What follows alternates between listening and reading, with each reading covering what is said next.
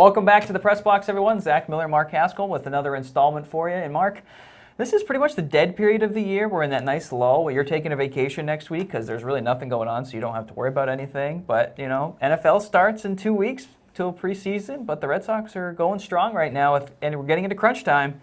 Absolutely, games matter. A lot of Red Sox and a lot of Patriot chatter going on around New England right now. Not a lot of local stuff happening. We are getting ready to start picking athletes of the year, which is something that we'll be doing in the coming weeks. But yeah, you know, the dog days of summer are definitely here, and you know we're starting to chatter a little bit about the NFL, but the Red Sox are definitely in full swing right now. They're 4.5 up on the Yankees after last night's 2-1 loss to Minnesota. That was a tough loss. It was a tough. I mean, you watched a little bit more of it than I did. Why don't you tell me about Well, it was actually funny. I kind of watched most of the for the first couple innings and kind of switched it off because I was watching CSI with the wife. Oh, of course. Because she's got to watch what she wants to watch. Of course. And then so we switched it back on just as it was bottom of the ninth, 2 outs with the bases loaded, and Jackie Bradley was coming up to bat. And with the 3-0 count, I was like, this is perfect. Like he's going to get a walk because whatever. I can't steal a base. We'll see what happens. And, didn't happen. The 3-0 count and strike on the inside corner, strike on the outside corner, and then he swings at an inside strike for strike 3 to end the game. And I was like, come on, Jackie. You know, just sit there and take the pitch. I'm kind of at the point in my Red Sox career with Jackie Bradley Jr. where I've just accepted him for who he is, because you know, for all his faults offensively, the last 2 weeks, like he's made some breathtaking catches and not game-saving catches, but when you get to the playoffs, you know, a defender like that in center field is worth its weight in gold. I mean, you just stick him in the 9-hole, hope every once in a while you'll get like a 1 or 2 hit game out of him, and just, you know, and every once in a while he'll go on a hot streak, and just hope to God that happens. Well, he had that really nice assist in the first or second inning when he gunned down Mauer at the plate, which was a rocket of a throw right on target to Swihart, and that was awesome. So he started off hot and then ended not. So I mean, it is what it is. Like you said, you get what you get with him at the plate, but as a defensive outfielder, he's amazing. And it's going to be a war of attrition between the Red Sox and the Yankees the rest of the year. They play each other 10 more times. The Red Sox have made a move. The Yankees have made a move. And, of course, Aaron Judge goes down. Wrist injury. They're saying at least 3 weeks. And it's an injury that they're not even going to have him have surgery on. Yeah, he has like a hit in the wrist last night. It's like a bone chip or something in his wrist. Which to me, if I'm a Yankees fan, is almost a little more concerning that there isn't going to be an injury, because wrist injuries, they always tend to linger. You know what I mean? And when they're saying at least 3 weeks before they test it, not 3 weeks. He's not saying he'll be ready in 3 weeks. They're saying they're going to look at it in 3 weeks. And if I'm a Yankees fan, that is very concerning. Yeah, so they'll just go out and buy somebody else, and then they'll be good, and then they'll release we them. We can't act like as Red Sox fans we're in the poorhouse now. We can't play that card anymore. We're like the second highest payroll in baseball behind the Yankees. But anyway, it's like you said, the Sox, they signed. They didn't sign. They traded for Nathan Eovaldi from Tampa Bay, and the Yankees got J.A. Happ from the Blue Jays.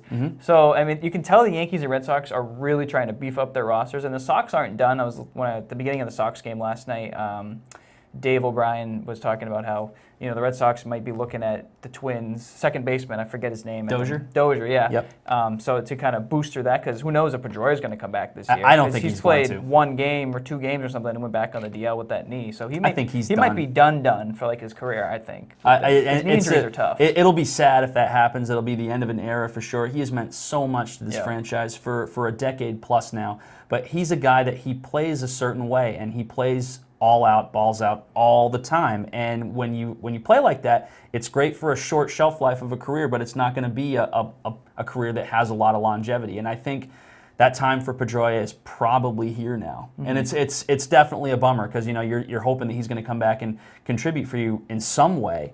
But as you said, he played 3 games and then he went right back on the DL, and no one's even talking about him now. He's in the dugout, with the team and everything, which is awesome to see. But like you said, I don't think he's coming back this year. And I personally don't think Nunez is the answer at second base long term.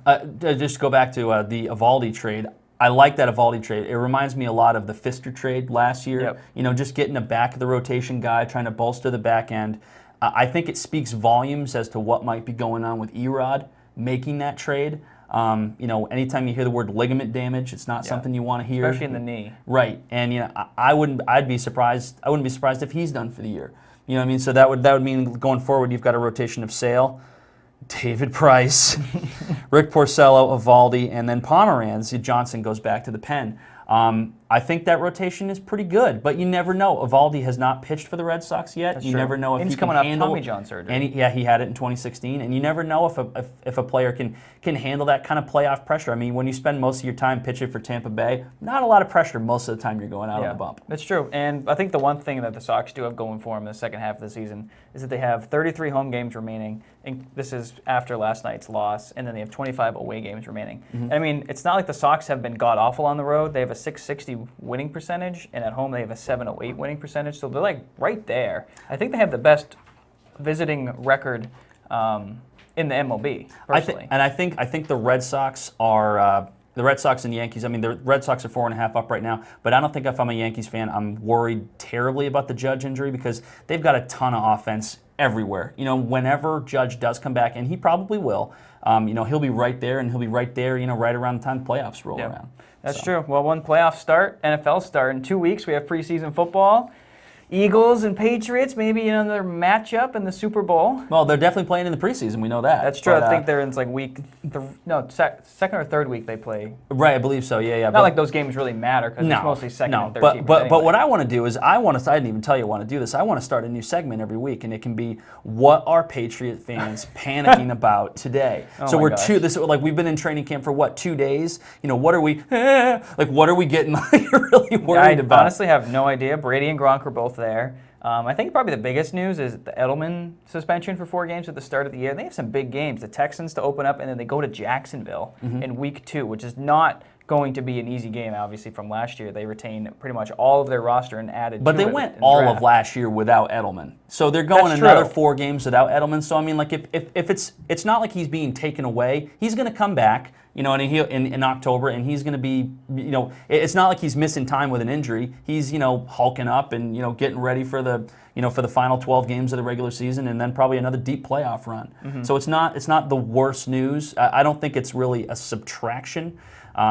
You know, but Patriot fans, from what I hear, they're really excited about Sony Michel and what they've been seeing. I mean, obviously, it's really early. We haven't even really put on pads yet. But a lot of the reports coming out of New England is that they're going to be, you know, giving Sony Michel some latitude and you're really letting him run the ball and, you know, probably screens from Brady and that kind of thing. That's why I'm not really worried about the Dion Lewis leaving in free agency with Sony Michel coming in, who's a cheaper option and basically the same back. A younger version of Dion Lewis at the same time. I'm also interested to see how Isaiah Wynn does at tackle. He'll be battling with Trent Brown. Who they're both actually really different types of players. Isaiah Wynn's 6'2" and like 310, and Trent Brown's 6'8" and 335. So you have 2 different types of tackles. Do you want to go with Brown, who's more of the Nate Solder build, the bigger, you know, prototypical tackle, or do you want Isaiah Wynn, the rookie, who's going to come in and kind of more move guys around technique-wise as opposed to overpowering them like Brown does? So it's going to be really interesting to see how that plays out in camp. But I think Wynn's going to make the roster, the 53-man roster. I think he will too. Easy. And as the Eagles proved last year, like having a lot of depth either on the offensive or defensive line is not a bad thing to have. No, you know what I mean? Not. And a lot of times injuries kind of tend to sort these things out. Yeah, they really do. So since you started that little joke of a segment, what are Patriots complaining about this week, which, you know, probably could be an actual segment, I'm going to reveal my playoff picks for the season. Even though nothing has been started or played yet, this is going to be interesting. Nobody's put on a pad yet. Nobody's put on a pad. All right, and I haven't seen these. He has not seen these. So, all right, let's hear it. In the AFC, the Patriots in the AFC East. What a shocker. I know, shocker there. I have the Jaguars from the South, the Steelers in the North, and then the Raiders winning out West for the 4 divisions. And then in the wild card, the Titans and the Texans. I think if Deshaun Watson is healthy, coming back. Him coming back healthy is gonna be a lot. And I like that Titans team. You know, they were a good team last year. I think I really am excited to see what Kansas City looks like with Patrick Mahomes at quarterback. Yep. I think that's gonna be. I don't think they're gonna make the playoffs necessarily, but you know, if he's somebody that takes a big jump as a rookie, you know, maybe they could contend with Oakland. But you know, Gruden being out in Oakland now, I kind of like that. I kind of like that pick. But again, I still just see it. I see it as a 2-legged race. It's just the Patriots and the Steelers. You know, I just don't think the Jaguars are good enough. I don't think they're still young. But I don't. As good as that defense is, I mean, Bortles is not good enough. Like what it comes down to, and what it came down to last year, is Blake Bortles a good enough quarterback to go into a place like New England and win a playoff game. No, I still don't think so. The is. Jaguars' defense is basically what kept them in that Still, game like last the year. Patriots still basically have a bye to the AFC Championship game. So let's hear your NFC picks. Okay, NFC picks. I have the Eagles out of the East, but I think that division is going to be a lot tougher this year. I think the Giants are going to rebound. I actually have them as one of my wild card picks after last year. And Dallas is no slouch either. Nope. But I still don't see them winning the division. The Vikings out of the North, now they have Kirk Cousins, so I see them besting the Packers even with Aaron Rodgers. But the Packers are also my other wild card pick. I have the Rams out of the West, and then the Saints out of the South. Yeah, I probably agree with all of those picks. I mean, It's almost a carbon copy of last year. The Rams are loaded, and the NFC, last year has really kind of become the power conference. You know what I mean? Like a lot of trades have happened. The Rams picked up a lot of free agents. They got Sue. They got Brandon Cooks. Yep. They got Aaron Donald. Talib. Yep. They picked up a ton of guys, and they're looking kind of like the favorites. They really are. And I don't know if I believe about the Giants. I just look at Eli Manning. I mean, Barkley is a great flashy player, and he could be a lot of fun to watch. But I just don't see them. I mean, you got to get to 10 wins, right?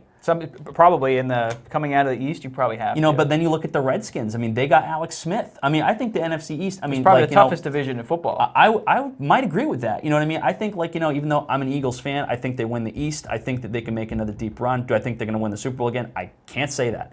But I think that there could be a lot of beating up on each other in the NFC. I mean, Alex Smith is now the quarterback for the Redskins. Yep. Dak Prescott and the Cowboys. They might have just had a weird year. You know what I mean? The whole Ezekiel Elliott thing.